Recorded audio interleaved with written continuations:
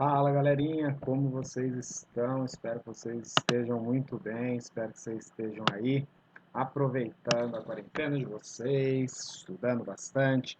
Já já a gente está de férias, vamos ter um momento assim, ó, de descanso, de paz pra gente. Hoje a gente está aqui, a imagem está um pouco escura, não sei porquê, mas é o que a gente está tendo, né? O importante é vocês conseguirem ver a luz aqui.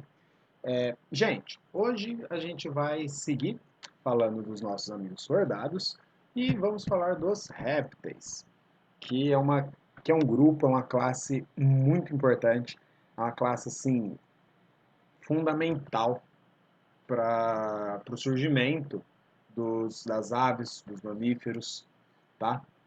Aqui a gente, vamos tentar recapitular o que a gente estava vendo. A gente começou lá com peixes. Peixe é exclusivo da água. Os peixes são animais que estão ali na água. Então, uma luta dos animais terrestres é eles se adaptarem muito bem à água, a viver na água. Quando a gente vem com os anfíbios depois, esses animais ainda não conseguiram se desprender totalmente da água. Esses animais ainda estão dependentes da água. Então é um problema. Aí, quando eu venho para os répteis, é o primeiro grupo a conseguir independência da água. É o primeiro grupo que não está mais relacionado, não está mais restrito a viver perto da água. Então, quer dizer que esses animais não precisam mais de água? Não. Os animais ainda precisam de água. A água continua sendo a fonte vital para a sobrevivência. Mas eles não são mais tão dependentes dela. Por quê? Porque eles começaram a desenvolver uma série de estruturas que permitem que eles não percam água. Eles têm uma série de estruturas que deixa eles adaptados para o meio terrestre. E isso é extremamente importante. Quando eu falo de répteis, quem que eu tenho? Tenho que pensar no jacaré, tenho que pensar na cobra, serpente, qual que é o certo? Tudo a mesma coisa. Tem aqui o dragão de Komodo, tem aqui a turtle. Para quem não sabe o que quer dizer turtle, quer dizer tartaruguinha. E os répteis eles também são presentes assim, na cultura popular, na cultura pop. Estão aí apresentados diversos locais, como por exemplo essa galera aqui. Temos em jogos de videogame, temos em desenho, temos mais desenho aqui, as Tartarugas Ninja, temos no Harry Potter, no mundo mágico também existem os répteis. No mundo da música a gente também tem répteis, como o exemplo do jacaré. Mas falando sério agora, quando eu quero pensar em réptil, a gente tem que pensar novamente naquilo. Foram os primeiros que se adaptaram à vida terrestre.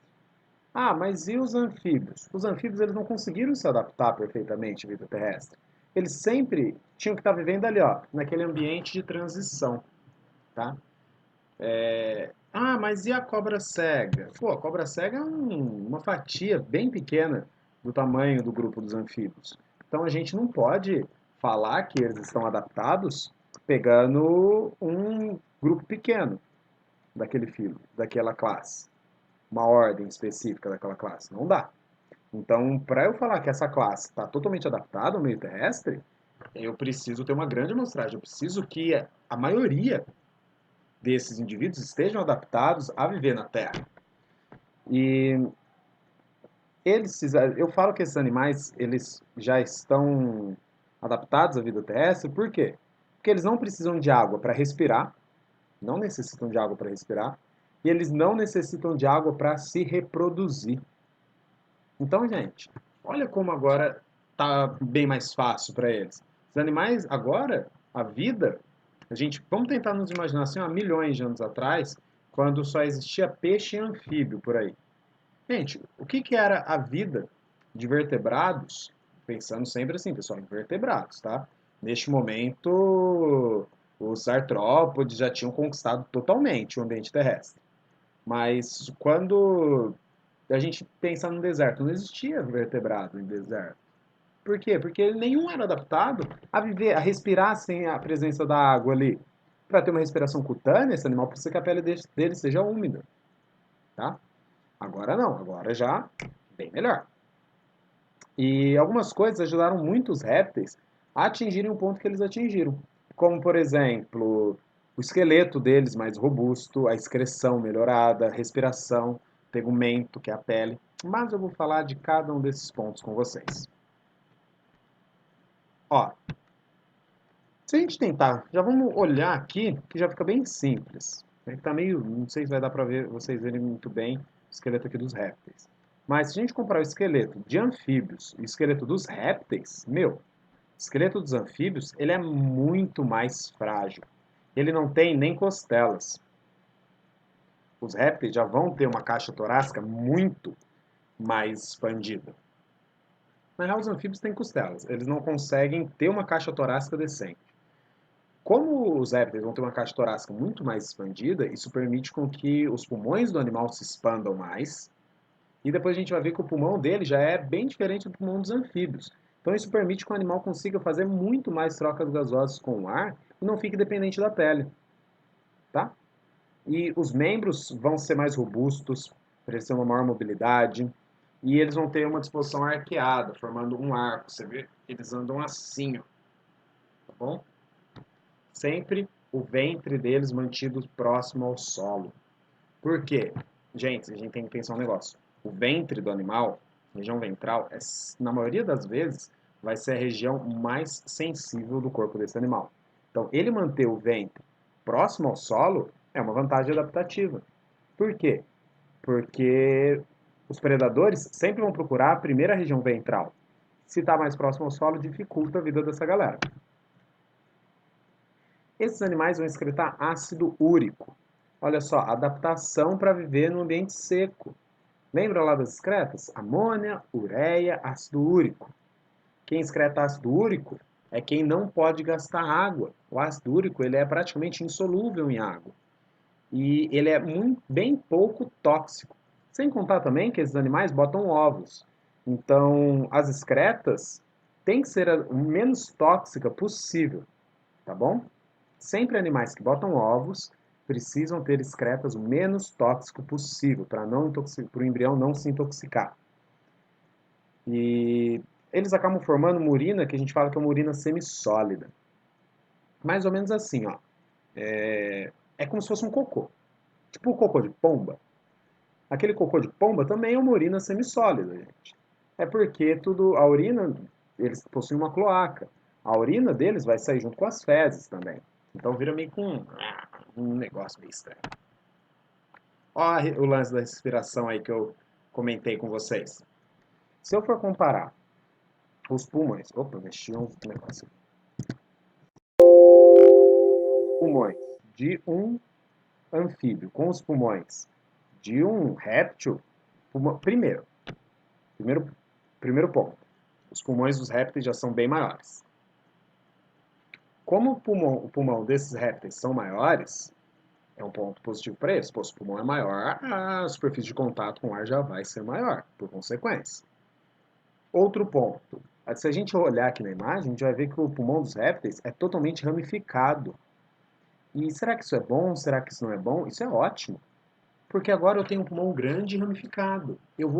Pessoal, quando eu começo a ramificar essas coisas, eu só aumento a superfície de contato com o ar.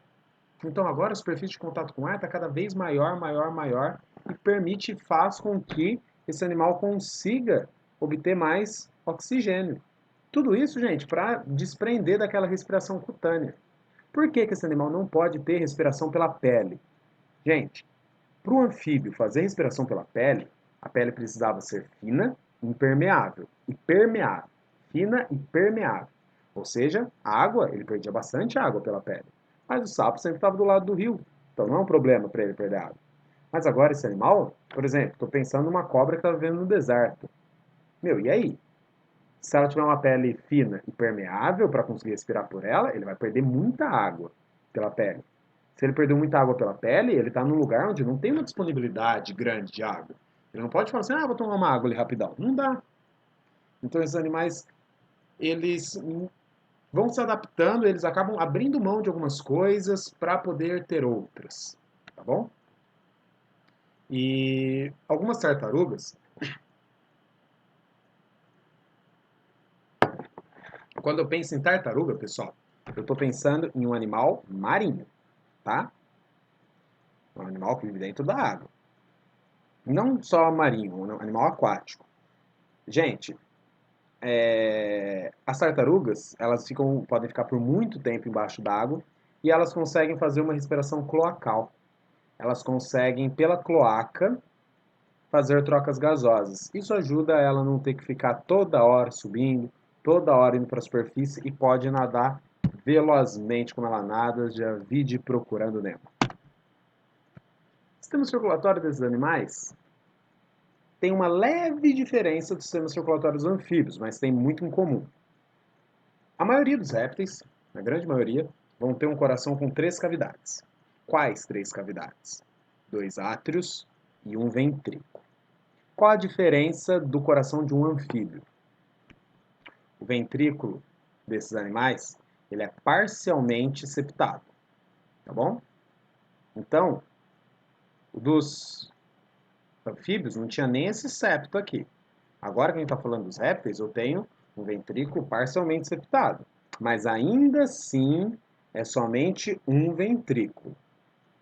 Mas quando a gente pensa nos crocodilianos, que são os crocodilos, jacarés, alligators, gaviais, esses animais eles já vão ter um coração tetracavitário, que é o coração com o ventrículo totalmente separado. Aí esses animais já possuem ventrículo direito e ventrículo esquerdo. Então, quando a gente acaba falando da circulação dos répteis e tudo mais, a gente acaba sempre fazendo a observação que não se aplica para os crocodilianos, tá bom? Não se aplica para eles. Isso aqui vai se aplicar para tartaruga, lagarto, cobra e afins. São animais também pecilotérmicos. Um animal pecilotérmico é um animal que não tem a capacidade de controlar a sua própria temperatura corporal. Então, se esse animal está num lugar que está quente, o corpo dele e o sangue dele vai estar quente. Se esse animal está num lugar que está frio, o corpo dele e o sangue dele vai estar frio. Então, esse é um dos motivos que eu não posso falar que esse é um animal de sangue quente ou um animal de sangue frio. Normalmente, falam assim, cobra, lagarto é um animal de sangue frio. Meu, onde que está o erro de você chamar um animal desse de sangue frio? Você fala, a cobra tem o sangue frio. Aí eu falo, tá, vou ver então se o sangue dela é frio. Aí tem uma cobra lá numa pedra quente, pega o sangue dela, meça a temperatura, o sangue dela está quente. E aí? O que você faz com esse sangue frio? Não tem o que fazer. Por isso que a gente não utiliza mais a definição, falar com o animal. Não sei nem se um dia já utilizar, mas ouço muita gente falando que o animal tem sangue frio. Tá errado falar isso. Porque se o animal estiver no sol, o sangue dele vai estar quente. Tá bom? É diferente você falar que é um animal, por exemplo, falar que os mamíferos são animais de sangue quente. Por quê? Porque o nosso sangue sempre está quente.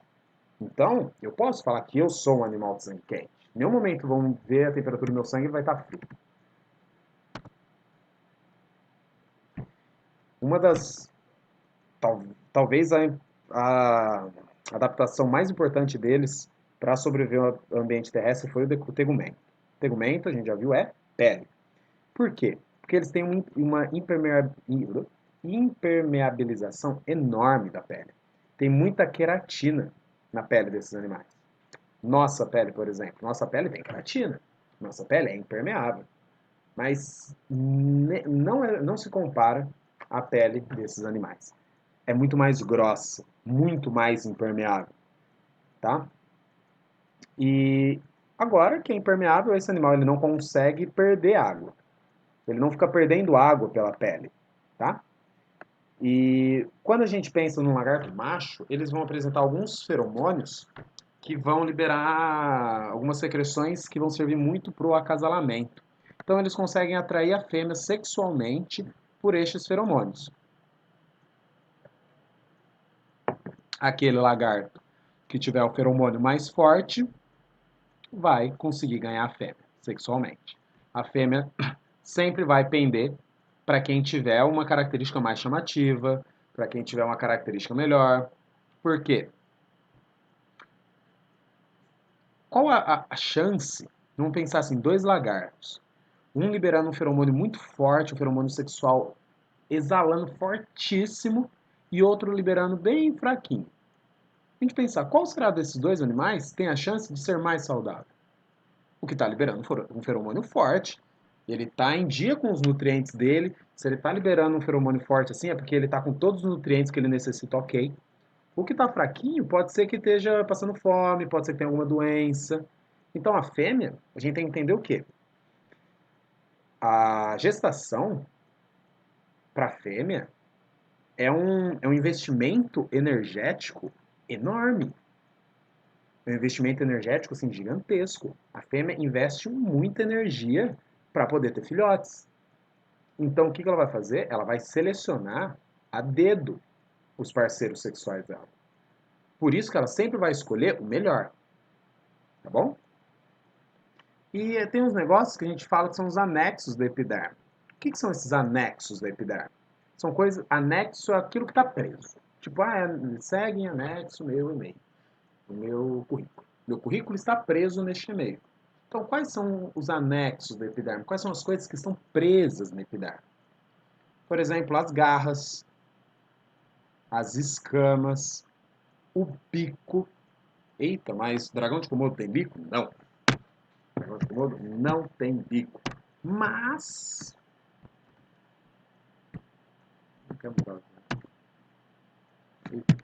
Mas quem tem bico? A turtle. Vocês já aprenderam na aula de hoje, turtle é tartaruga. Tartaruga, ela apresenta um bico, tá bom? Então, é certo eu falar que esses animais têm bico. A maioria das espécies possuem dentes, mas não são dentes, posso dizer assim, dentes adaptados para mastigação e tudo mais. São dentes totalmente iguais, dentes serrilhados.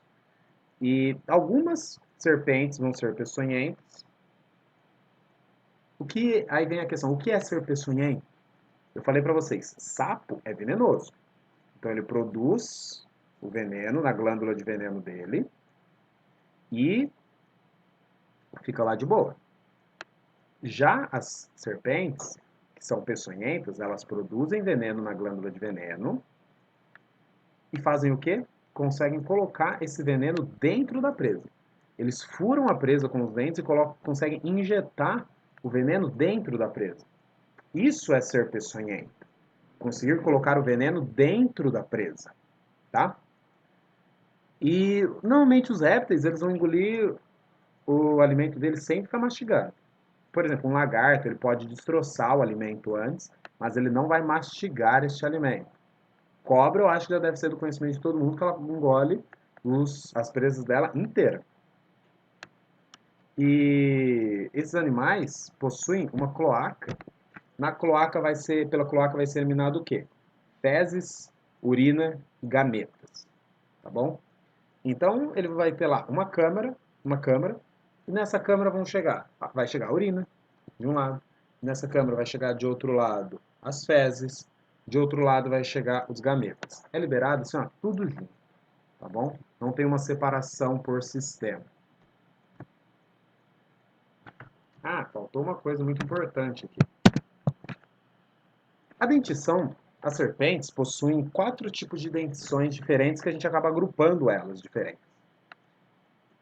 Por exemplo, primeira dentição aqui é a dentição áglifa. Quem tem essa dentição áglifa? A corn snake, a jiboia, a sucuri, a piton, não sei, certo? São cobras que não possuem peçonha, não possuem veneno. Então, elas vão possuir outro método de matar as presas delas. São as cobras que fazem o quê? Se enrolam na presa. Se enrolam e utilizam a musculatura corporal para matar essa presa asfixiada, quebrar os ossos, facilitar a digestão. Elas não fazem utilização do veneno.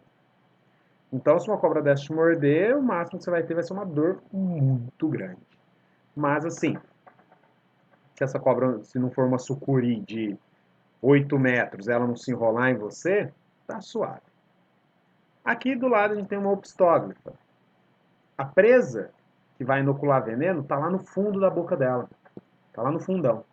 Então, dependendo da presa que esse animal atacar, do bote que ela der, em quem ela der, não vai conseguir nem injetar o veneno. Aqui a gente tem, por exemplo, falsas corais. As proteróglifas vão ter a presa inoculadora de veneno na frente. Então, quando elas derem um bote, elas conseguem facilmente colocar o veneno dentro, tá? E pensando, vamos pensar assim, vamos tentar analisar.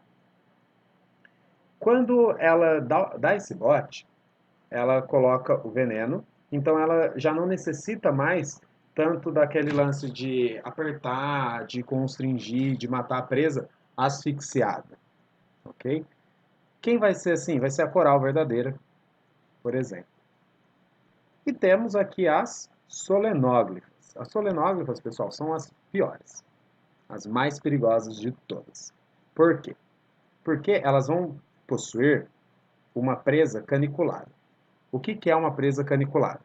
A presa delas é oca. Essa presa maior, e ela fica guardadinha dentro da boca. Quando a cobra abre a boca, ela faz assim, ó. Vai ter ficado maravilhoso. Mas essa presa caniculada, como ela é oca, vai ter a glândula de veneno fica aqui em cima. A cobra, quando ela dá o bote, vai uma quantidade enorme de veneno por dentro desse dente. Então, por isso elas são as mais perigosas. E as jovens, as filhotes, por exemplo, uma cascavel. Uma cascavel filhote é muito mais perigosa que uma cascavel adulta. Por quê? Porque o filhote não consegue controlar o quanto de veneno ele injeta na presa. Então, se uma filhote te der um bote, ela vai jogar veneno assim, ó, a rodo. Esse é um grande problema. Isso vai ser assim, ó, tenso. Sem contar que elas possuem um negócio que se chama fosseta loreal. Vou falar um pouquinho mais da fosseta loreal no próximo slide. Sempre tem uma pergunta, sempre rola aquela. Ah, mas como que eu faço para saber se uma cobra ela é peçonhenta, se ela não é, se é perigosa, se não é? Ponto número 1. Viu uma cobra, fica longe. Você não precisa saber. Por que você tem essa necessidade de saber se a cobra é peçonhenta ou se ela não é? Você não tem essa necessidade.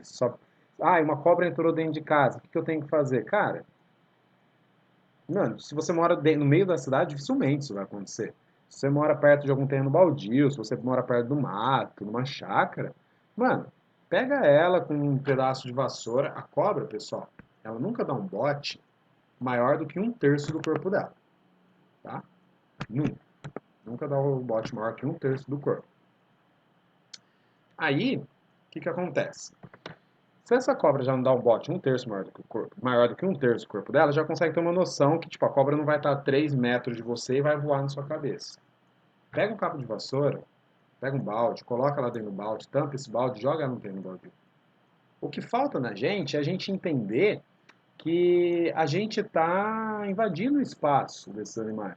Não são esses animais que estão invadindo o nosso espaço. Não são eles que estão invadindo minha casa. No começo de tudo, eu invadi o espaço deles. Então, quando eles aparecem por ali, eles não pensaram assim, ai, deixa ele na casa do fulano dar um susto. Não. Eles entraram sem querer ali, eles vão estar mais assustados do que você. Se eles fizerem qualquer coisa, vai ser para se defender. Então, Rodolfo, não quero pegar o bicho com pedaço de pau. Cara, tampa ele com um balde, joga alguma coisa em cima e liga para alguém, liga para polícia ambiental, corpo de bombeiros, mas não tem necessidade de ficar matando esses animais. Mas enfim, como se faz para saber que o animal ele é venenoso? Qual que é venenoso? A cor. Não tem as de cor.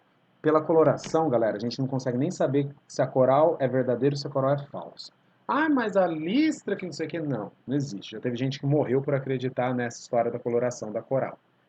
Então, não existe isso. Outro ponto. A cabeça. Se a cabeça é triangular, a cobra é venenosa. Se eu pensar na sucuri, a sucuri tem uma cabeça triangular e não é venenosa. O único jeito de a gente saber se a cobra ela é peçonhenta é olhar se ela possui a fosseta loreal. Fosseta loreal, pessoal, é isso aqui, ó. Vou tirar aqui. Consigo tirar.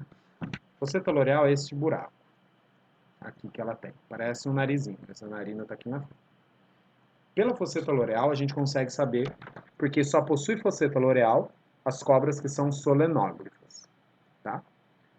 Então, se tem fosseta loreal, é peçonhenta. Ponto. Se não tem fosseta loreal, aí pode facilmente ser uma proteróglifa e ser perigosa do mesmo jeito. Então, cara, não tem por que você ficar querendo saber se a pessoa entra ou não é. Cara, distância. Não tem por que a gente ficar perto, tá? E também não tem por que a gente ficar matando esses bichos que não fizeram nada pra gente. Em relação ao sistema nervoso, eles vão ter um sistema nervoso mais desenvolvido do que os anfíbios. Não vai ser um sistema nervoso tão simples, tão basal quanto o dos anfíbios. Eles vão ter a membrana timpânica dentro do crânio, e menos nas serpentes. Então, a audição desses animais é muito ruim. É muito ruim. Tanto que se a gente pensar, quais répteis a gente conhece que fazem um tipo de vocalização para acasalamento? Faz algum barulho para atrair fêmea? Eles não utilizam isso. Por quê? Porque a audição deles é ruim. Os olhos deles vão ser bons e são protegidos por membranas nictantes. É uma membrana que ajuda a proteger a entrada de poeira e tudo mais. Imagina entrando poeira no olho de uma cobra. Como que ela tira? Tira. E essa língua bifurcada, que é bem característica dos lagartos, das serpentes, serve para quê? A gente fala, ele sente cheiro pela língua. Não, não sente cheiro pela língua. Tá louco? Sente cheiro pela língua? Esse animal, ele possui um órgão no céu da boca, que se chama órgão vomeronasal, tá? Ou também vocês podem ver por aí como órgão de Jacobson. O que eles fazem? Eles põem a língua para fora. Na língua vão se prender todas as substâncias odoríferas. Aí ele vai e passa a língua no céu da boca. Quando ele passa a língua no céu da boca, ele sente o cheiro, tá bom? Então, ele não sente cheiro pela língua, ele sente cheiro pelo órgão de Jacobson. Ele usa a língua para o quê? Para captar as moléculas odoríferas. E a fosseta loreal, que eu tinha comentado, ela vai ser assim, uma arma incrível. Por quê? Porque ela é sensível à radiação infravermelha. Então, é tipo o Predador, tá ligado? Já assistiram um Predador, que ele consegue ver a radiação infravermelha, consegue ver o corpo da galera? Então, essas cobras, elas conseguem localizar animais que têm o sangue quente, são os animais homeotérmicos. Então, ela consegue saber a distância que ela está do animal, se o animal está se movimentando ou não. Isso facilita muito mais o ataque dela, o sucesso dessa cobra. Algumas elas serão os répteis que são dioicos. O que quer dizer que os répteis são dioicos? Possui o lagarto e a lagarta. Lagarto é diferente. Mas tem o macho e fêmea sempre. Fecundação sempre interna. Pessoal, pense. A fecundação aqui é independente de água. Não precisa de água. Imagina se os espermatozoides ficarem jogados na terra. Como que vai acontecer a fecundação? O espermatozoide não anda, o espermatozoide não tem perna para ir atrás das coisas. Então a fecundação tem que acontecer, tem que ser interna, para os espermatozoides estarem no lugar onde eles possam se locomover. O desenvolvimento, ele é direto, tá? Do ovo já sai um jovenzinho. Algumas serpentes, eu considero elas vivíparas, ou seja, elas não botam ovos. Elas já saem os filhotinhos direto da mãe. Mas a grande maioria dos répteis vão ser ovíparos, tá?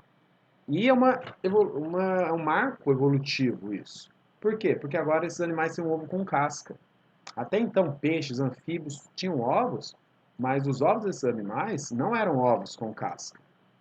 Eram ovos sem casca. Então a gente tem que usar isso para diferenciar, tá bom? E tem muito vitelo no ovo desses animais. Por quê? Vitelo é o alimento do embrião. Então, quanto mais vitelo, mais esse animal tem alimento para comer enquanto ele está em desenvolvimento ali dentro do ovo. Porque a mãe não consegue mandar mais nada para este animal. Quanto aqui à classificação, pessoal, eu divido eles em 3 ordens principais. Lembra? Reficofágia. Reino, filo, classe, ordem, família, gênero e espécie. A ordem dos quelônios. Os quelônios serão as tartarugas. Tartaruga, cágaro, jabuti. vão ter uma carapaça bem rígida, que foi resultante do fusionamento das costelas. Temos os crocodilianos, que será o crocodilo, jacaré, alligator, gavial. Eles vão apresentar uma ancestralidade com as aves e com os dinossauros, tá? Gente, pelo amor de Deus, a coisa mais errada que a gente pode falar na vida é que um crocodiliano é um dinossauro. Dinossauros, a gente sabe hoje com toda certeza que estão relacionados com as aves. As aves são os descendentes dos dinossauros. Os crocodilianos, eles viveram na época dos dinossauros ainda. Eles são muito antigos, muito antigos. Então eles coexistiram com os dinossauros.